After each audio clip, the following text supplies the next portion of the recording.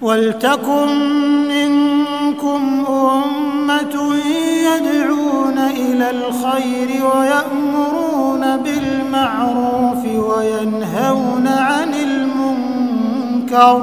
Mau kita ikuti apa yang dia tidak punya arah kok. Dia tidak punya tujuan yang jelas. Lah tujuannya apa wong ibadah?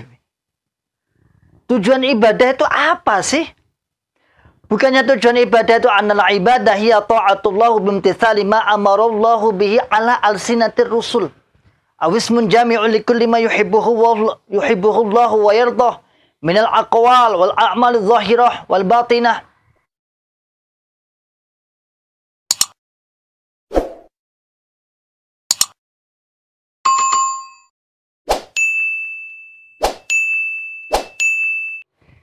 Bismillahirrahmanirrahim. Assalamualaikum warahmatullahi wabarakatuh. Alhamdulillah. Alhamdulillahi rabbil alamin. Alhamdulillahi wa kafa. Wa sallallahu wa sallama ala rasulillahil mustafa. Asyhadu an la ilaha illallah wahdahu la syarikalah. Wa asyhadu anna muhammadan abduhu wa rasuluhu.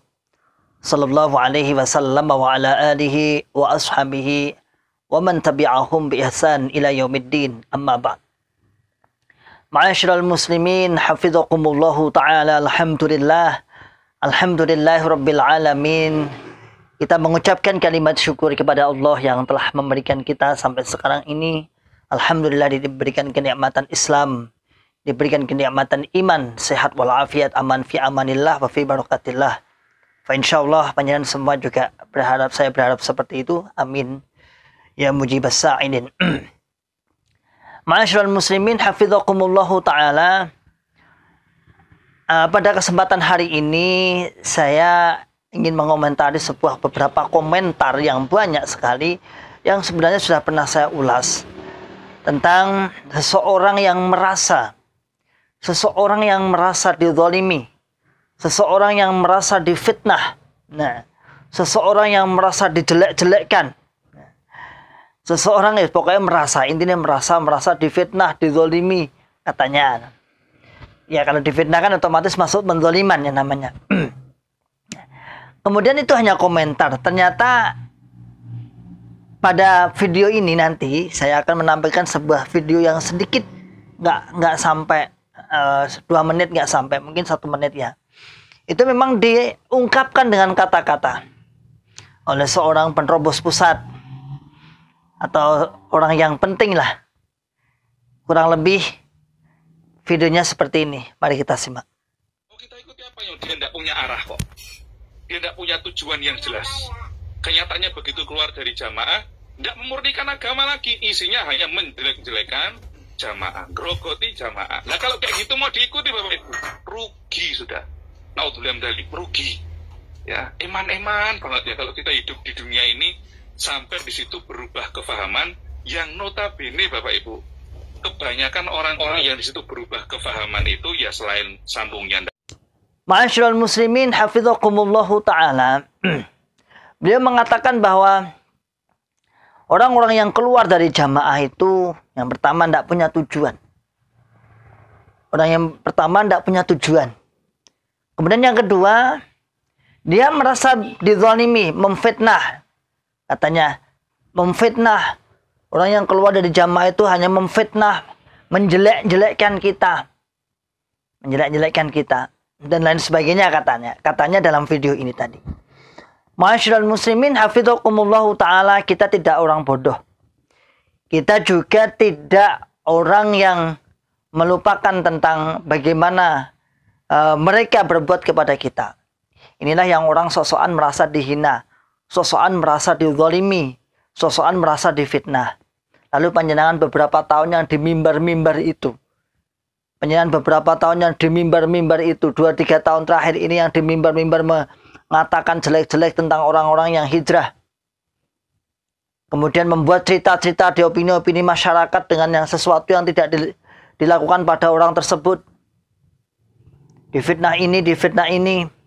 Padahal orang itu tidak melakukan seperti itu. Lalu itu anggap apa jenengan? Bukankah itu yang sebenarnya fitnah? Dan itu banyak.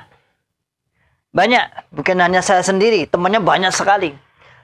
Jadi agar masyarakat awam tidak menerima kita orang-orang muhajir, kemudian dibuatlah fitnah-fitnah sosial, fitnah-fitnah secara personal pada kita. Dan itu sudah disiarkan dalam mimbar-mimbar panjenengan. Saya tidak membicarakan saya, tapi di beberapa daerah seperti itu. Ketika kita keluar, yang saat itu masyarakat belum mengenal kita dihujat dengan istilah murtad. Beda kepahaman itu akhir-akhir ini beda kepahaman. Yes, murtad adalah sudah murtad, sudah gak halal darahnya dan sebagainya. Oh, gak halal darahnya, suwi nih. Gak halal hidupnya maksudnya. Lalu setelah tahu masyarakat bisa menerima, kawan-kawan merapat kepada pihak terkait mulai RT, RW, kelurahan dan lain sebagainya, maka yang dimunculkan adalah strategi sosial. Menghalalkan segala cara untuk bagaimana orang ini tidak diterima. Dan itu beberapa waktu yang lalu saya ditelepon dari pihak-pihak justru orang-orang yang bukan mantan, ada bukan muhajir. Orang-orang yang berkepentingan, misalnya MUI, ada salah satu ketua MUI di Sumatera yang nelpon saya karena ada aduan muhajir, kemudian dibenturkan lagi dengan kawan-kawan secara sosial. Dan kawan-kawan saudara tua maksudnya secara sosial, akhirnya dia menyatakan bahwa coba video di YouTube ini, siapa yang mengunggah dan siapa ustadz yang di dalamnya ini. Ternyata dikasih nomor saya, kemudian telepon saya, dan akhirnya kita bicara dan kita kasihkan bukti-bukti dan lain sebagainya. Bukankah itu yang sebenarnya yang dikatakan sebagai zalim? Anda lupa. Gak usah lah seakan-akan minta dikasihani, anda itu difitnah, anda itu dizalimi. Gak usah. Toh kita sudah dengan fitnah macam-macam aja, kita balasannya tidak kemudian kita merengek-rengek juga tidak, kita tetap meluruskan. Kita juga tidak membalas fitnah kok, kita hanya meluruskan. Kalau ucapan-ucapan di konten-konten para muhajir, para orang-orang yang hijrah, para mantan yang sifatnya misalnya yang berlebihan, ya saya nggak setuju, saya personal nggak setuju. Udahlah, kita dakwah itu apa adanya yang kita ketahui. Kalau nggak tahu nggak usah dikatakan. Selesai. Yang kita tahu dan kita paham tentang masalah itu, kemudian kita sudah alhamdulillah mendapatkan jawaban yang benar. Itu aja. Jadi nggak perlu kita mencari-cari bahan kemudian membuat satu gibah, nggak usah. Nggak usah seakan-akan dizalimi. Mereka tuh menjelek-jelekkan kita. Loh, kapan? Itu kan kalau Anda mengatakan itu sesuatu yang baik, ya sudah. Kalau sesuatu itu baik, menurut kita jelek misalnya, kita siarkan. Dengan tinggal membuat video bahwa itu sebenarnya baik bagi kita karena ini. Misalnya kita membongkar masalah baiat, membongkar masalah infak persenan, membongkar masalah ketaatan yang berlebihan. Udah, buat aja video bahwa kita itu baik. Kita itu baik, tujuannya adalah ini. Membongkar tentang pengkafiran pada orang lain. Udah, kalau itu memang baik, tinggal aja dibuat konten, kemudian bawa. Saya mengkafirkan semua muslim itu alasannya gini. Udah, kalau itu memang baik, ya sudah. Kalau sudah kita katakan secara terang-terangan, sudah kita dakwakan secara terang-terangan, lalu kemudian ada yang mengomentari, loh kok malah buka keelekan wong liya. Nah, berarti jenengan sadar kalau itu elek. Ya, berarti jenengan kan sadar kalau itu elek. Nah, ma'asyiral muslimin hafizakumullahu ta'ala. Yang pertama, dia merasa dizalimi. Padahal dia sudah menzalimi berapa orang dan videonya banyak sekali. Masuk masjid nggak boleh. Itu ada berapa aja itu. Kemudian orang tua mengusir anaknya. Itu sebenarnya secara hati kecilnya, dia itu masih menganggap orang tua dan anak itu pasti. Tapi karena sebuah ajaran doktrin yang salah. Itulah yang mereka hadapi secara konsekuensi hukum. Katanya Al-Ustadz Syekhuna Ikhwan Abdillah, setelah konsekuensi dalam ilmu psikologi perkembangan Islam itu dulu saya ada namanya konsekuensi logis. Nah, konsekuensi logis.